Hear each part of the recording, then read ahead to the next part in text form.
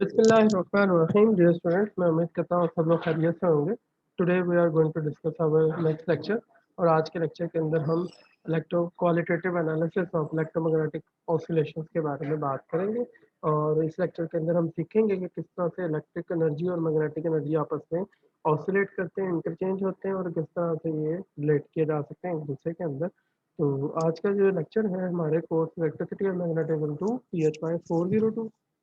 BS physics fourth semester evening का और spring 2021 के लिए है। So in the last lecture we have talked about the inductors and type of inductors, self inductance, inductors of solenoid, inductors of toroid, inductor in DC circuit को भी पढ़ा हमने। फिर देखा कि किस तरह से जो है डिके और ग्रोथ होता है करंट का इंडक्टर इन डीसी सर्किट के अंदर। फिर energy stored in magnetic field, फिर comparison among electric and magnetic energy, mutual induction के बारे में बात की थी और कुछ एनिमेशंस को हमने स्टडी किया था। आज का जो लेक्चर होगा वो सबसे पहले इलेक्ट्रोमैग्नेटिक एनर्जी ऑसिलेटर के तौर पे होगा। फिर मैकेनिकल ऑसिलेटर को देखेंगे कि वो किस तरह से काम करता है। फिर उनकी एक क्वालिटेटिव अप्रोच कि किस तरह से इलेक्ट्रिक एनर्जी मैग्नेटिक में और मैग्नेटिक एनर्जी इलेक्ट्रिक में कन्वर्ट होती है। आइए सबसे पहले हम स्टडी करते हैं कि किस तरह से इलेक्ट्रिक एनर्जी और मैग्नेटिक एनर्जी एक दूसरे के साथ रिलेट करते हैं। अगर आपको याद हो तो हमने अब तक अपने इस कोर्स के अंदर दो तरह के सर्किट पढ़ लिए हुए हैं। एक वो सर्किट है जिसके अंदर हम कैपेसिटर को यूज करते हैं और ईएमएफ सोर्स के साथ अटैच कर देते हैं। एक वो सर्किट है जिसके अंदर हम इंडक्टर के साथ को इस्तेमाल करते हैं और ईएमएफ के साथ अटैच कर देते हैं। एक यू कैन से आरसी सर्किट है और इसको हम आरएल सर्किट कह सकते हैं। अगर देखा जाए तो हमने अभी तक ये पढ़ लिया हुआ है कि अगर आप ईएमएफ को अगर अटैच करते हैं कैपेसिटर के साथ तो इसकी वजह से जो एनर्जी है वो स्टोर होती है कैपेसिटर में इन the form of electric energy. जबकि आपके पास अगर आप ईएमएफ सोर्स को अटैच करते हैं इंडक्टर के साथ तो इसके अंदर आपके पास जो एनर्जी है in the form of magnetic field store होती है। तो अगर देखा जाए इलेक्ट्रिक एनर्जी और मैग्नेटिक एनर्जी डेंसिटी के हिसाब से तो मैग्नेटिक एनर्जी जो है actually it depends upon the amount of current, जबकि जो इलेक्ट्रिक एनर्जी है it depends upon the charge, amount of charge of the circuit. तो उस हवाले से आपके पास magnetic energy is equal to 1/2 Li square के बराबर है, जबकि इलेक्ट्रिक एनर्जी जो है it is equal to Q square over 2C के बराबर है और is it equal to 1/2 CE square के बराबर आ रहा है। तो इस तरह अगर आप और करें तो अगर इंडक्टर और कैपेसिटर दोनों एक साथ ज्वाइन कर दिए जाए तो इसका मतलब ये है कि इलेक्ट्रिक एनर्जी मैग्नेटिक एनर्जी में और मैग्नेटिक एनर्जी जो है वो इलेक्ट्रिक एनर्जी में कन्वर्ट की जा सकती है। So electric energy can be converted into the magnetic energy and the magnetic energy can be converted into the electric energy if we attach them in terms of इनके दरमियान अगर किसी किस्म का लिंकेज डेवलप कर लें हम लोग तो आपके पास क्या होगा कि ये दोनों एनर्जीज को हम आपस में शेयर भी कर सकते हैं और एक दूसरे के साथ रिलेट भी कर सकते हैं। तो इन्हीं बातों को मद्देनजर रखते हुए हम आज के लेक्चर के अंदर देखेंगे कि किस तरह से जब आप कैपेसिटर वाली एनर्जी जो कि इलेक्ट्रिक एनर्जी है उसको किस तरह से मैग्नेटिक एनर्जी के अंदर कन्वर्ट कर सकते हैं और मैग्नेटिक वाली एनर्जी को किस तरह से हम इलेक्ट्रिक वाली एनर्जी के अंदर कन्वर्ट कर सकते हैं। आज का जो लेक्चर होगा बुनियादी तौर पे वो इस बारे में रखा गया है। तो अगर हम देखें तो it's a very simple thing कि आपके पास ये चीज़ें कैसे काम कर रही हैं और किस तरह से होगी। तो उस हवाले से जो है अगर हम देखें तो ये आपके पास सिंपल मेथड है जिसके अंदर आप डिफाइन कर सकते हैं कि ये किस तरह से आपके पास वर्किंग चल रही है। और अगर इसकी वर्किंग का अंदाज़ा रखते हुए अगर हम चीज़ों को देखें तो let's start with the basic one, वो है इंडक्टर और कैपेसिटर की oscillation. The energy stored in the electric field of the capacitor at any time is U e Q square over 2C, where Q is the charge on the capacitor at that time, and the energy stored in the magnetic field in the inductor at any time is equal to UB is equal to 1/2 Li square, where I is the current through the inductor at the time. As the circuit oscillates, energy shifts back and forth. One type of the node one type of the stored energy to the other, but the total amount is conserved। जैसा कि आप यहाँ पे देख सकते हैं। अगर आप यहाँ पे सबसे पहले देखें तो this diagram is basically representing the electromagnetic oscillation scheme है, और इस स्कीम के मुताबिक law of conservation of energy को भी एक्सप्लेन किया गया है, और साथ ही साथ ये भी बताया गया है कि किस तरह से एनर्जी जो है वो स्टोर होती है और किस तरह से एनर्जी जो है वो एक फॉर्म से दूसरी फॉर्म के अंदर ट्रांसफॉर्म होती है। तो आइए let's start with the basic one. So this is the A part और this is the start of the cycle. When the current is zero, तो आपका जो कैपेसिटर है इट इज फुली चार्ज। जब आपके पास कैपेसिटर जो है वो फुली चार्ज होता है तो इसके अंदर जो इलेक्ट्रिक एनर्जी होगी that will be the maximum and the magnetic energy is zero because of the current in the circuit become zero. तो इस वजह से आपके पास इस एक्सप्रेशन के मुताबिक आपका जो करंट होगा वो ज़ीरो हो जाएगा। जैसे ही करंट जो है वो इंक्रीज करेगा, तो with the increase of the current, तो आपके पास क्या होगा कि इलेक्ट्रिक एनर्जी और मैग्नेटिक एनर्जी बैलेंस हो जाएगी। और जैसे ही ये एनर्जीज बैलेंस होती हैं, तो आपका जो करंट होगा वो हाई पोटेंशियल से लो पोटेंशियल की तरफ फ्लो करेगा, जिसके नतीजे के अंदर आपके पास मैग्नेटिक एनर्जी के अंदर एनर्जी स्टोर होना शुरू हो जाएगी। एट दैट टाइम जब आपका मैक्सिमम करंट फ्लो कर जाएगा, तो आपके पास जो मैग्नेटिक एनर्जी है it will become maximum and electric become minimum and zero. तो ये आपकी इलेक्ट्रिक एनर्जी जो है वो ज़ीरो हो चुकी हुई है। फिर जब ये करंट जो है यहाँ से इंक्रीज करते हुए फर्दर जो है ट्रांस कैपेसिटर प्लेट की तरफ ट्रांसफर होगा, तो यहाँ पे जो है अगेन हाई पोटेंशियल जनरेट होना शुरू होगा। Due to this high potential यहाँ पे इलेक्ट्रिक एनर्जी स्टोर होना शुरू हो जाएगी और मैग्नेटिक एनर्जी जो है वो शिफ्ट होना शुरू हो जाएगी towards the electric form. After that ये काम ऐसे ही सिलसिला चलता रहेगा, और आपका जो सर्किट है वो with the passage of time decay growth उसके अंदर जो है वो डिके होती जाएगी करंट, जिसके नतीजे के अंदर आपका जो कैपेसिटर है वो चार्ज होना शुरू हो जाएगा, जिसकी वजह से आपके पास जब आपका कैपेसिटर अगेन फुल चार्ज हो जाएगा, तो आपकी इलेक्ट्रिक एनर्जी जो है it becomes maximally charge. But आपके पास जो ओवरऑल सिनेरियो है वो पोटेंशियल पोलैरिटी का वो रिवर्स हो चुका है। आप देख सकते हैं यहाँ पे हमने स्टार्ट यहाँ से हाई पोटेंशियल से किया था और ये लो पोटेंशियल तक पहुँच चुके हैं।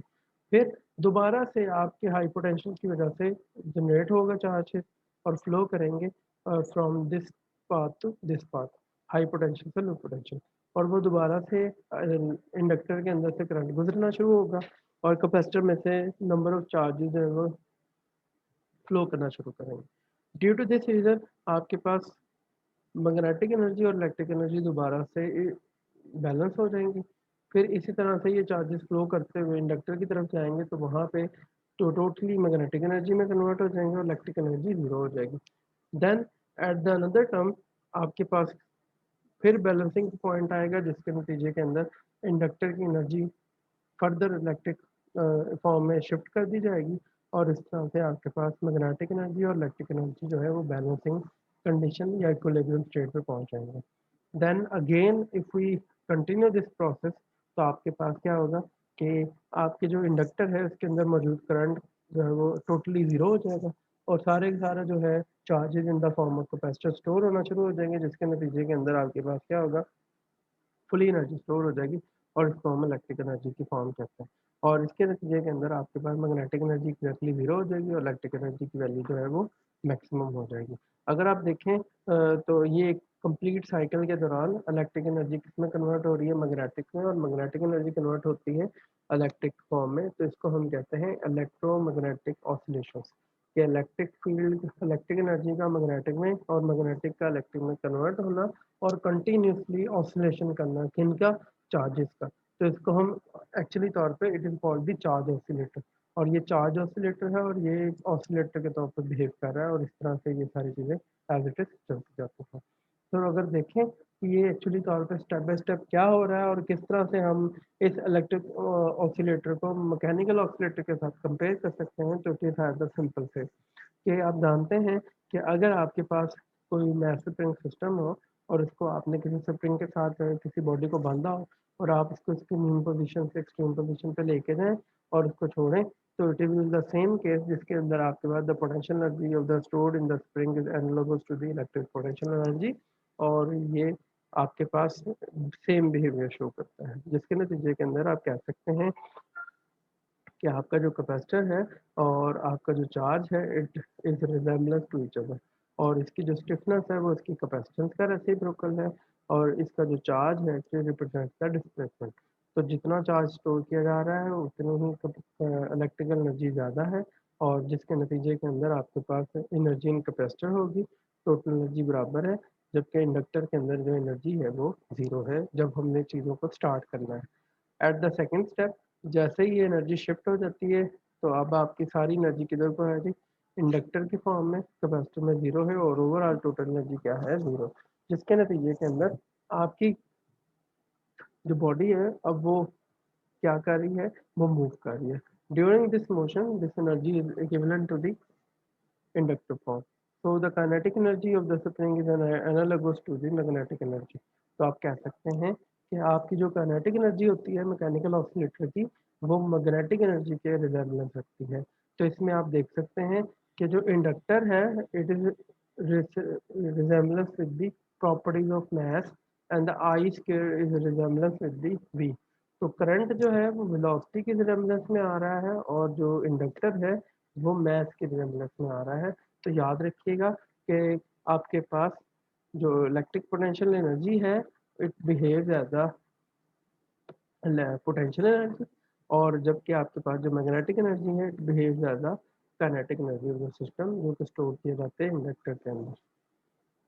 सिमिलरली आपके पास हाफ टाइम के अंदर दोबारा से ये साइकिल रिपीट करता है अपने आप को, इंडक्टर से एनर्जी निकल के दोबारा कैपेसिटर में स्टोर हो जाती है in the form of charges, और फिर वहाँ पे आपके पास जो है वो स्प्रिंग टोटली तौर पे कंप्रेस हो जाता है और ये एक पोटेंशियल एनर्जी की शक्ल इख्तियार कर लेता है, और इसके नतीजे के अंदर एनर्जी इन द कैपेसिटर की फॉर्म में ये कंपेयर हो जाती हैं। सिमिलरली फिर आपके पास फर्दर जो है आप नेक्स्ट स्टेप पे जाएँ तो 3/4 टाइम के दौरान energy is gained into the system, the magnetic field of the inductor, फिर इसके बाद जो है एनर्जी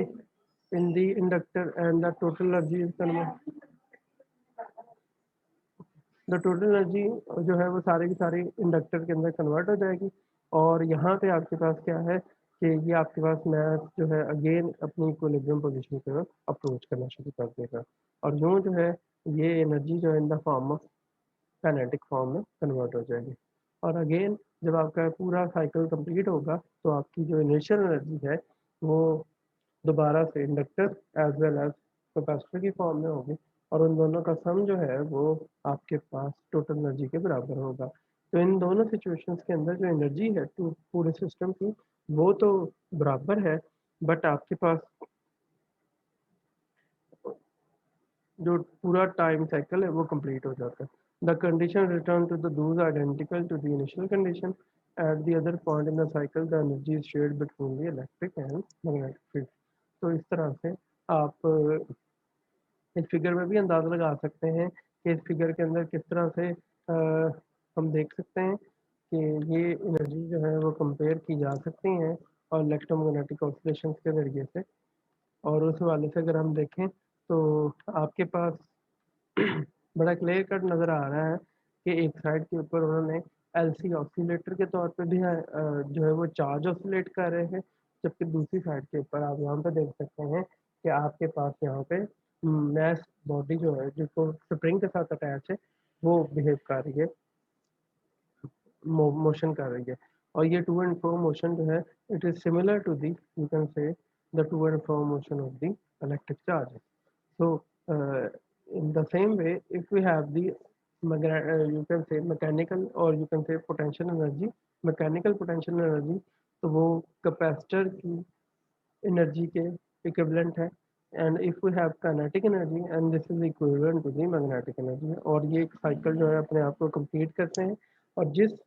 पॉइंट से बॉडी जो है अपने मैस पोजीशन को रिट्रीव करती है वो उसी पॉइंट को रिट्रेस करते हुए दोबारा से उसी पॉइंट पे पहुंच जाते हैं। तो इस 5 स्टेप्स के अंदर आप अंदाज़ा लगा सकते हैं कि पहले इलेक्ट्रिक एनर्जी मैग्नेटिक में, फिर मैग्नेटिक एनर्जी इलेक्ट्रिक में, फिर इलेक्ट्रिक मैग्नेटिक में, और फिर at the end electric form में कन्वर्ट हो जाती है। तो इसको हम क्या कहते हैं कि ये आपके पास जो है इलेक्ट्रोमैग्नेटिक ऑसिलेशन जो है वो वैसी ही है जैसी आमतौर पर मैकेनिकल ऑसिलेटर की है, और ये हमारा मैकेनिकल ऑसिलेटर है जो एक सेम बिहेवियर रखता है जो कि इलेक्ट्रोमैग्नेटिक ऑसिलेशंस के तौर पे कर रहे हैं।